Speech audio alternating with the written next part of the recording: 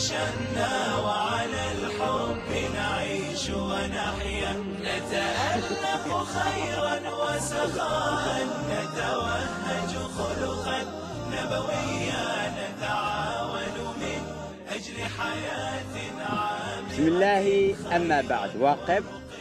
برنامج كيني ليفانتا جوركا ما أنت وحنا وجهة لدونا إن شاء الله تعالى آذاب تلوبة هي إن أي ودعذو حفلة أروسكا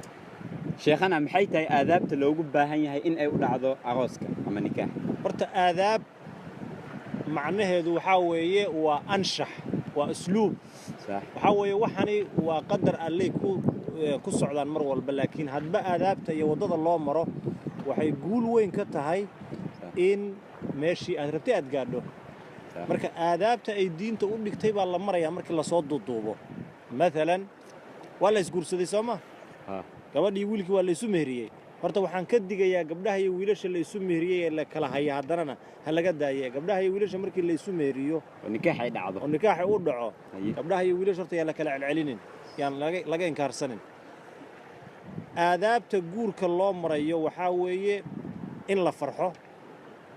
in la waliimeeyo aw lim walaw bishaatin wiilnabi sallallahu alayhi wasallam in dadka laga farxiyo in xaflad la dhigo inay gabdhuhu way buraanburi karaan way alalaasi karaan waa la amaani karaa wixii amaan mudan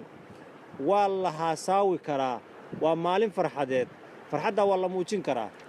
waxaanse runtii ay dadku moodayaan inay meel ku gaarayaan oo aan meel ku gaaraynin on meel lagu gaaraynin waxa weeye wax alla wixii mukhalafo ku ah shariicada rabbigeen sida in مثلا durbaan iyo muusig iyo dabalulid iyo damdam iyo waxaan loo joogin meesha in hoolal waaweyn la soo karayso magaalooyinka hadda wadamada Scandinavianka magaalada magaceeda sheegaynin waxa la yiri dadku waxay soo kareystaan kaniisad subhanallah kaniisad waliba niman Suuriyaan oo Orthodox ay leeyihiin oo lacagta xitaa iyaga laga qaada laga yaabo walaalahood Suuriyaanka in lagu leynayo subhanallah marka in waxaas qaaliga ah iyo waxaasna la iska daayo cuntadan la daadinayo laga taxadaro dad wanaagsan loo yeero oo farxadaada iyo ka mudan dariska loo yeero la farxo sidaas markaas xafladii dadku bulshada ay ku farxaan ujeedada guurkan yaan la iloobin waa labadan lamaane in la isu xalaaleeyo oo iyagu wixii ay maaragtay Ilaahay ugu talagalay in ay foodo isgeliyaan weeye marka in sida guri lagu geeyo lagu galbiyo oo la isaga soo tago loo duceeyo oo kan uu galbay ku kala mooyee la yiraahdo weeye ujeedada ee waxyaabo kale yaan la isku mashquulin si fiican sheekhana horta aadaabta guurku sidoo sheekhu sheegay horta habeenka lagu farax baday sax aadiyad hadda ka hor waxaan ila cariya guur ka sheekayno la qosliyo cid kasta guur looga sheekeeyo waa la qoslaa habeenkaasi waa habeen farxad badan magaalada arooska lagu qabanayo magaalada dhan way faraxsan tahay dhalinyarada iska daaba warkooda haweenka waaweyn dhaxdooda warkooda iska daa odayaasha iska daa waa maalin ay raguna cunto cunaan dumarkuna ma sha Allah si fiican uga farxiyaan dhinaca arooska qaabka xun ee loo isticmaalayo sheekhan ku raacsanayo waan xoojinayaa bana waxyaabaha iyo asbaabaha ugu waaweyn ee reeraheenu ay markaa ay la dumaan kaliya waxaan rabaa inaan mulaaxadeeyo meherku markuu dhaco oo shuruud oo uu dhamaysto duco cajiiba jirta nabiga sallallahu alayhi wasallam oo nabaro yiri waxadan barakallahu lakuma wa baraka alaykum wa jamaa baynakuma bi khayr xaaladaasi wa xaalad nooc wa xaalad khaasa wa xaalad dadku aad u faraxsan yihiin ninkii wax loo meheriyayna oo islaahay maanta goolka ugu weynaa iyada adduunyada ka dhalisay kolloona gabadhuna meel bay ka qoslaysaa laakiin way naga fogtaa ma sha Allah sheekhana meherka maxaa ugu wanaagsan in laga dhigo horta meherku waa xaq ay gabadhu leedahay Allah sidoo Allah subhanahu wa ta'ala wa aatu nisaa sadaqatihinna sadaaqu waa waxa lagu xalaashado gabdhaha jirkooda iyo furuujtooda waana wax la bixiyo waxa ugu qiimaha badan sidoo nabigu noo sheegay sallallahu alayhi wasallam hase yeeshee horta meherku mil al-ardi dhahaban haday gabadhu sheegato oo ninku waafaqo waa xaq ay gabadhu leedahay saaroonay laakiin nabigeena sallallahu alayhi wasallam wuxuu noo ishaaray meherka in la yareeyo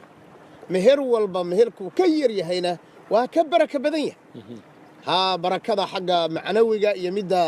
maxal xisiga intaba وبركة فرا بدن باكوجر مهرك مركي لغالية waxaa dhacaa qofka meherka laga rabay ninka marka qaarkood ma garanayo xuquuqda intay leegtahay isaga waxa uu cad in gabadha loo meheriyo bas hadda ka hor nin baa wuxuu yiri baa la yiri inta la igu meheriyo markaas inta way badanta wadaadka yiri markaas yiri sheekhow ku meheri ma mar baan siin doonaa yiri igu meheri adiga waxa garata waa chance fiican sadaradeed meherku markuu aad u fara badan yahay oo og yahay ninku inuu sabixin karin hadhowta gabdhaha dhabarka laga garaaca hadhow tareerku markii la isfurayo ama waxa laga yaabaa inuu ku dhaho okay madaxaaga hadda isfura hadee anigu kuma siin karo waxaan xoolaa ma ku furayo marada waxaan xoolaa adiga cafiin hadii kale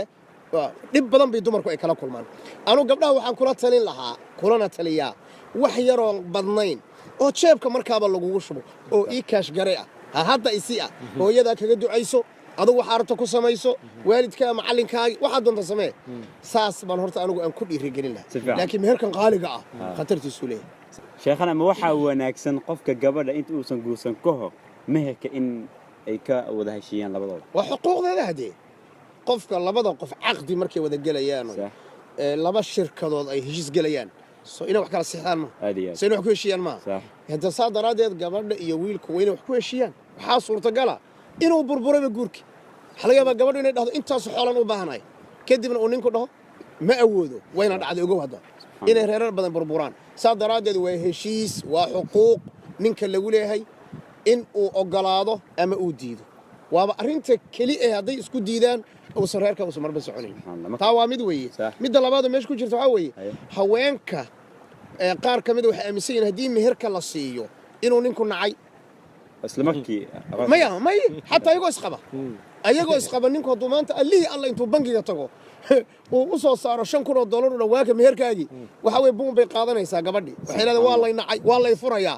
arinta waxaan doonaynaa inaan gabdhaha ka saxno laguma furine laguma nicine waa lagu jecel yahay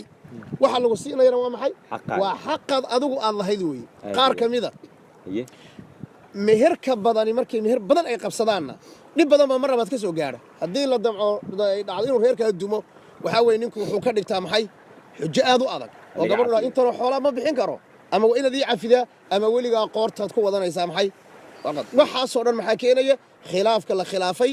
sunnada nabiga sallallahu alayhi wasallam oo inuu meherku koobnaado oo yaraado qofka tabartiisana ay ku xidhaato si fiican xilligii fi casri nubuwa waqtigii nabiga calayhi salaatu wasalaam wax yar kadib xilligii Umar yaa isku dayay in uu meherka uu xadido gabar kamida gabdhaha muslimaadka ayaa hor istaagtay arintaas bidaliil qaati' bay hor istaagtay waxa tiri meel meherka gabdhaha lagu xadeeyay ma jiro laakiin sidoo sheekhu sheegay meherka barakaysani waa mid ka yar ee aan qofka culayska ku ahayn sidaba yusriga iyo fudaydka inna diina yusrun inna diina yusrun yalla dooday laakiin meherkani waa xaq ay gabadhu leedahay wax laga heshiin doona hadhow ma aha gabadha iska leh laakiin ninka mid baa u furan inuu yiraahdo kugu ma guursanay gabadha intaas marka dhalinyarada anigu waxaan leeyahay ilaahay ha ka baqaan oo waxaan ay madaxa saaray waa miithaaq qaliid oo adiga aad gudoontay waligiina kaama haray xitaa hadaad dhimato kaama harayo subhanallah hadaad dhimato xitaa waa deyn lagu leeyahay marka hadhow intaad baryoota mileed iga cafi iyo sida yeelay aad dhiilahayd waxaad la doonayaa in meherka gabdhaha lagu guursanayo in uu noqdo meher yaani taklifadiisu aysan aad u badnayn waa shay nisbi ah مثلا bulshooyinka de markay bulsho lacag badan haysato tahay bulsho barwaaqaysan iyo bulshada dhaxaadka iyo bulshada faqiirka isku mid ma aha laakiin wixii waa inuu noqdaa wax tabiici ah oo qofka uu bixin karo waa inuu noqdaa si fiican waa inuu noqdaa arinta ku saabsan meherka ma sha Allah ta'ala Allah idin diyaar ya badin insha Allah للدنيا سفراء للحب نشأنا